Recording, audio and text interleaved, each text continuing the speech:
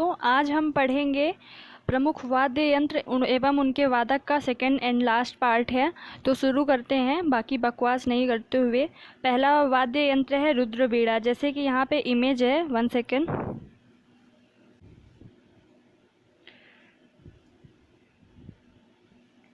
जैसे कि यहाँ पे आप इमेज देख रहे हो, ये है रुद्रवीणा।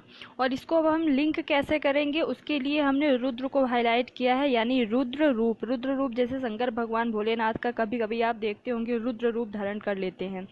तो उस्ताद सादिक अली खां ये एक रुद्रवीणा वादक हैं। और इसको अब हम कैसे लिंक करेंगे कि जो उस्ताद हैं वो रुद्रवीणा बजाते हैं और वह रुद्र रूप धारण नहीं करते हैं, बल्कि बहुत सादा रूप है उनका। बहुत वो सादा मतलब सादा जीवन उच्च विचार वाले हैं, और इसीलिए उन्हें लोग उस्ताद कहते हैं। उस्ताद जानते हो आप कौन होते हैं? जो बहुत संगीतज्ञ होता है, जो पंडित होता है ना, उसे उस्ताद कहते हैं।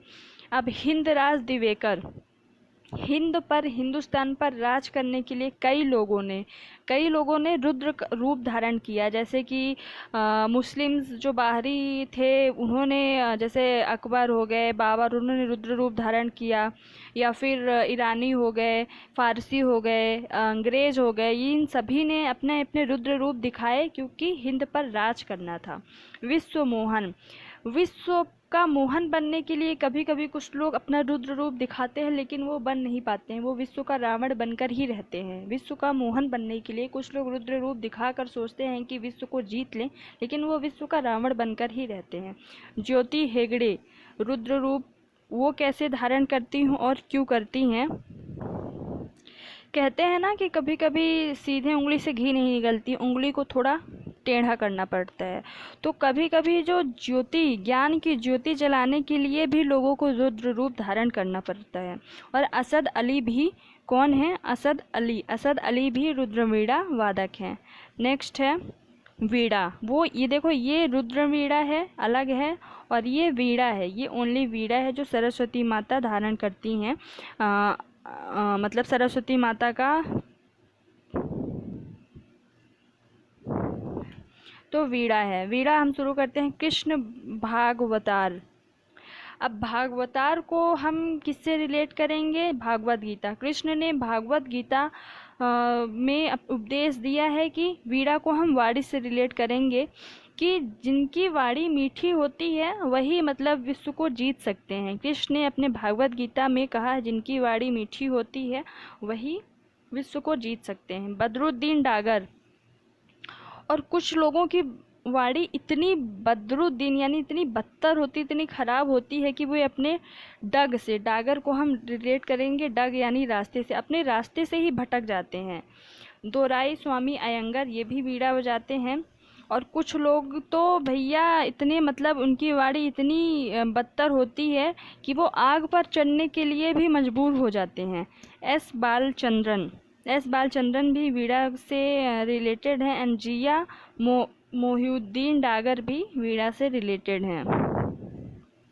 नेक्स्ट है मृदंग को हमने रिलेट किया है दंग से। दंग है ना, मृदंग को रिलेट किया है दंग से। ठाकुर भीकम यानी आपको पता होगा भीम का शरीर, यानी कि बहुत बड़ी शरीर, विशाल शरीर। तो ठाकुर भीकम सिंह की बॉडी देख के भैया हम तो दंग रह जाते हैं। जगदीश सिंह भी मृदंग से हैं। पालधर रघु ये भी मृदंग से रिलेटेड हैं। नेक्स्ट है नाद स्वरम को हमने किससे रिलेट किया है? नाग से। नाद स्वरम यानी नाग को देख कर कोई क्या करेगा भैया? चिल्लम चिल्ली करेगा, चिल्लाना शुरू कर देगा, शोर मचाना शुरू करेगा। तो शेख चिन्ना मौलाना, चिल्लम चिल्ली, शेख चिन्ना मौलाना, चिन्ना चिल्ली, चिल्लम चिल्ली, किसको देख के? नाग को देख के, यानी नाद स्वरम। राजरत्नम पिल्लई किससे रिलेटेड है? नाद स्वरम से। नीरो स्वामी पिल्लई भी नाद स्वरम से रिलेटेड हैं। अब देखो भैया, शेख जी तो चिल्लम चिल्ली मचा रहे हैं नाग को देख के, क्योंकि वो बहुत डर रहे हैं। लेकिन एक पिल्लई करके, एक राज पिल्लई करके एक रहते हैं, जो जिनको पता है कि नाग अपने अंदर हमेशा धारण किए होता है एक बहुत महत्वपूर्ण रत्न, जिसको मणि कहते हैं। तो वो भैया बोलते हैं कि रत्न को निकालो। और नीरू स्वामी है, वो भी बोलते हैं भैया कि नीरू से मतलब नीर, कि इस नाग को पानी में डुबो, नीर में डुबो, और तुरंत वो मणि वापस आ जाएगी। नेक्स्ट एंड लास्ट है वायलिन। वायलिन को हम वायर से रिलेट करेंगे।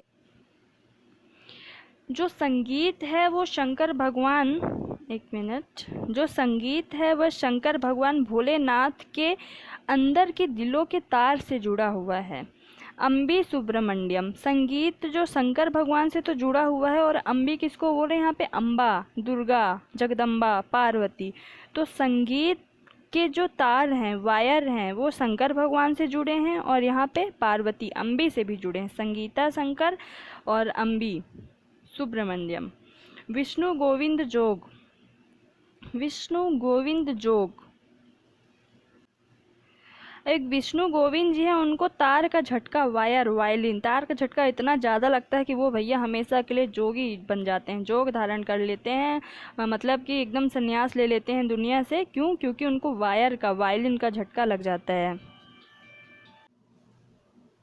अब जब ये विष्णु गोविंद जोगी बन जाते हैं, जब ये विष्णु गोविंद जोगी बन जाते हैं, तो वो पूरे दुनिया पे राज करते हैं। क्यों विष्णु गोविंद जोगी क्यों बनते हैं? क्योंकि वायलिन, वायलिन यानी वायर, क्योंकि उन्हें वायर का झटका लगता है, तो वो जोगी बन जाते हैं। और जोगी बनने के बाद वो पूरे विश्व पे डॉक्टर एंड राजन, पूरे विश्व पे राजन राज करते हैं। T.N. कृष्णन भी वायलिन से रिलेटेड हैं। संदीप ठाकुर वायलिन से रिलेटेड हैं। ज्योत्सना श्रीकांत, वायलिन, जब वायर किसी को लगता है तो वो जोश में आ जाते हैं, झटके लगते हैं तो भैया क्या हालत होती सबको पता होगा। ज्योत्सना श्रीकांत भी वायलिन से रिलेटेड है।